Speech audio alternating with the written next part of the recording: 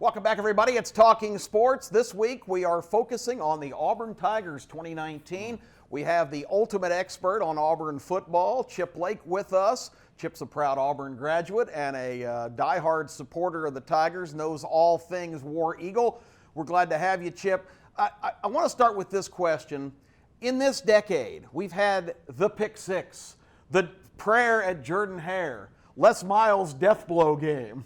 Also, the back-to-back wins over number one Georgia and Alabama. Has the Auburn football decade already exhausted all of its miracles and big moments, or is there still hope for the next? I guess this is the end of the decade. No, we have not exhausted all of our miracles. We've got a few left in us. I will say this, Kip. I don't know that Auburn's ever gone into a season with so many question marks out of this football team. And there's a tremendous amount of question marks going into this season. It kind of reminds me of 2013, which was Gus's first year. If you remember, obviously we went 8-5 last year. In 2012, we didn't win any conference football games. We were 0-8, but we had a tremendous amount of question marks on that team. Who's going to be playing at the quarterback position? Auburn's running game last year was as bad as it had ever been under a Gus Malzahn coach team. What's going to happen there? And look, I'm just as curious as everybody to see what these variables come out to. But I feel pretty good going into this year. We normally do pretty well. We normally exceed expectations in what I call an odd year. And you had mentioned kind of the political space at the beginning. It's what I call a non-election year, which is an odd year where in 2019 we normally do pretty well in those years. And I think one of the reasons is because we get Alabama and Georgia at home in odd years, and we play Alabama and Georgia on the road in even years. And so, this is a team of 2016. We went 8-5. In 2017, you remember we lost to Clemson early. We had to score a late touchdown in our second game in order to beat a Mercer team 24 to 10 is what we beat them.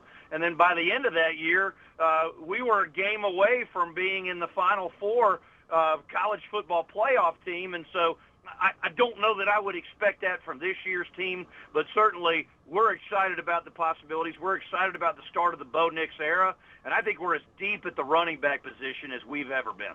Hey, Chip, when you look at this team, you can't help but be impressed with the trenches. I seen where Phil Steele listed Auburn's defensive line as the second best in the nation, and the offensive line as the fifth best in the nation. I also noticed you have 5 seniors starting on that offensive line.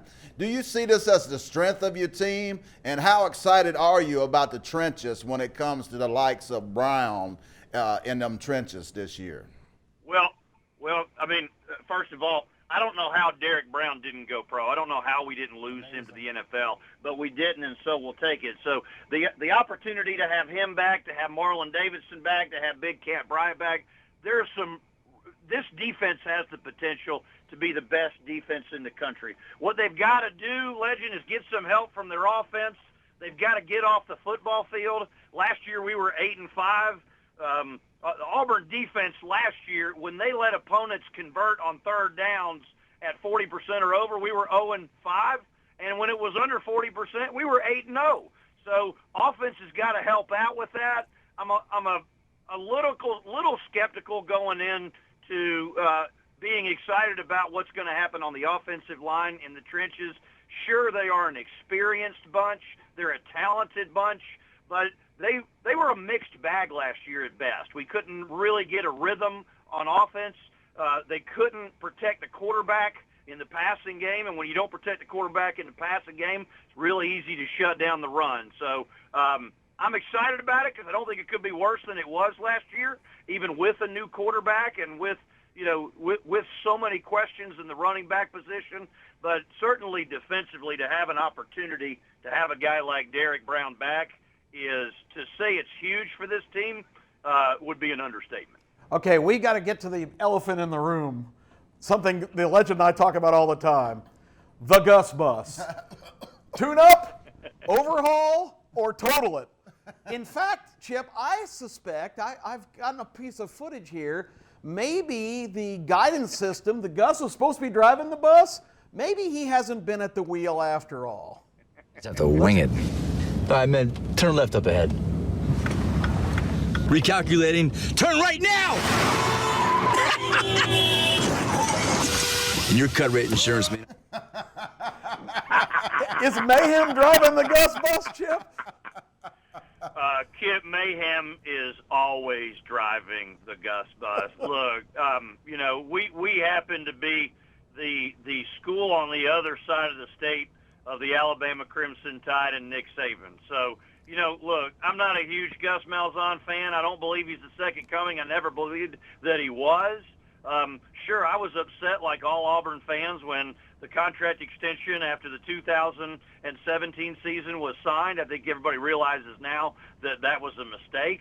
But the reality is, if this Auburn team can win 9 or 10 games, and that's a big question mark, as tough of a schedule as we have, I think people are going to be really happy. Look, Gus Malzahn is no Nick Saban, but in fairness, nobody else is. And so, you know, Gus's coaching style is what I like to describe as a little schizophrenic, and candidly, that's what Auburn football's been like over the last 4 or 5 years. You really don't know what you're going to get, and as I said on the outset, I think we have as many question marks going into this season as any season that I can remember. We got to go to break. When we come back, you and the legend are going to look at the Auburn schedule. Stay with us, everybody. Talking Sports rolls on right after this.